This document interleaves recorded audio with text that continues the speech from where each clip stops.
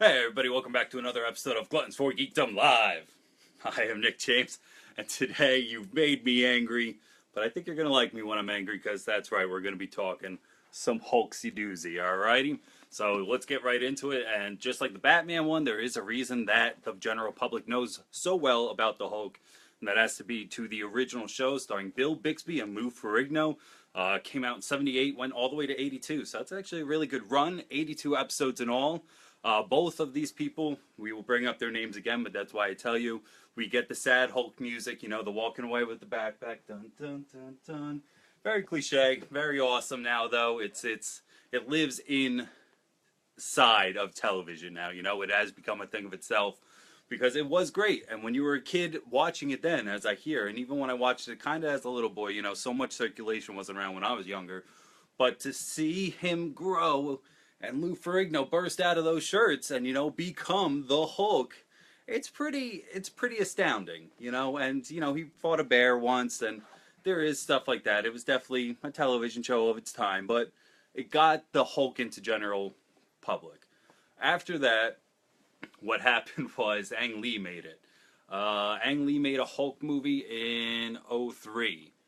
And it's okay. Eric Bana's in there. We got Jennifer Connelly in there. Nick Nolte's in there. I mean, those are three big pole names. And if I'm just gonna say my opinion of it, Hulk's opinion of it, it's a little boring.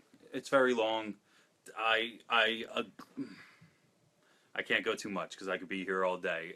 If you want to hear a full, even me going further, our live episode that we did on Sunday is up on Podbean and everything. Listen to that. It's all about the MCU. I go more into it, but I'll keep it short and simple and go to the 2 points that I like about the movie. One, when the Hulk gets angry, he gets bigger, and that's awesome because that's how I always thought of it. You know, yes, he got bigger in terms of going from man to Hulk, but past that, his anger only exceeds his strength. You know, and that's limitless. So he can just continue to get bigger, and he would swell and get a little swole, you know, get yoked up on screen as like people were shooting at him and whatnot.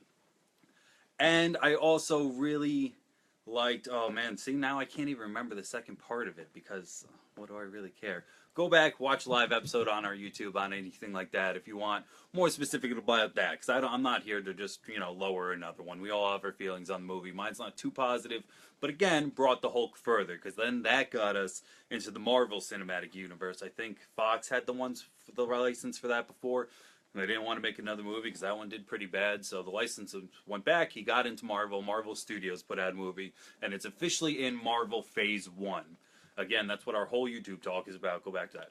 Phase 1 Hulk is a really good Hulk. It's Edward Norton Hulk. It's a great movie. I like everything about it. Bobby Deuce, you know, the guy who does the podcast with us, he is opposite because he's a really true Hulk fan. The Hulk has always been the guy in the Avengers for me, but he was like, I got to read more and more Hulk. It's great. I love it, though.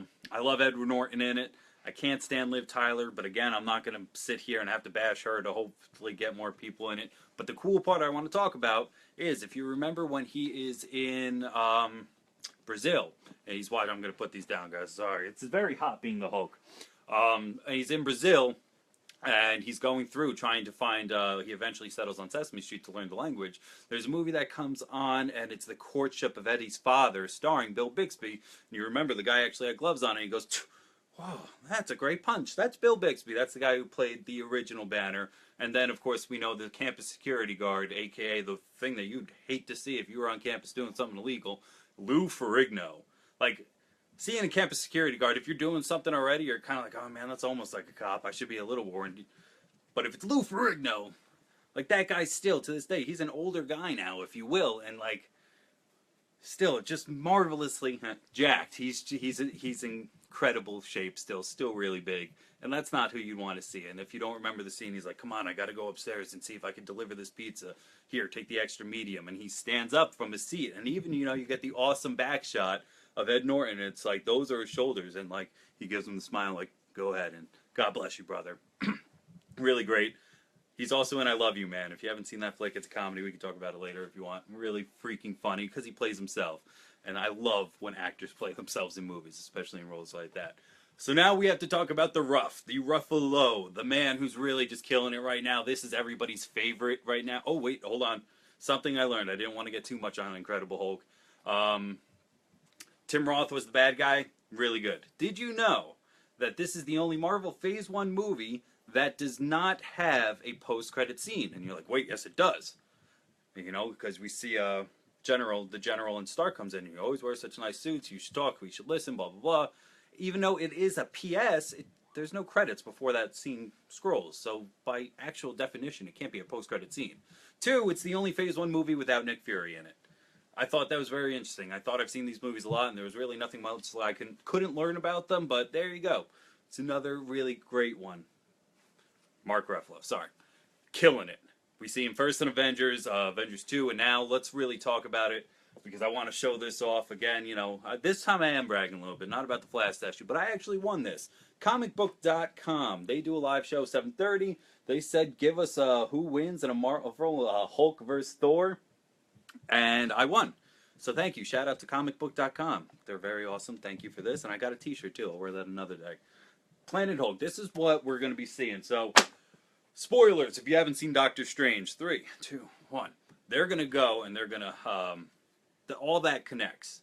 Because Thor's looking for his father, but we know that Thor Ragnarok is going to lead us to Planet Hulk. Basically. I mean, that's a kind of big conception. I hope I'm simplifying it enough, but not enough to get crucified on the internet, because they enjoy doing that. But basically, those 3 characters, we're going to get some of that. Thor Ragnarok is going to be awesome. We have seen Battle Star or Battle... what are those things called? Helmets and armor. Jeez. Hulk armor, like depicted here. And we're definitely going to get that. And I think, too, if you don't know much about the lore, that means that we will get CGI Hulk, but with Ruffalo's voice coming out and talking.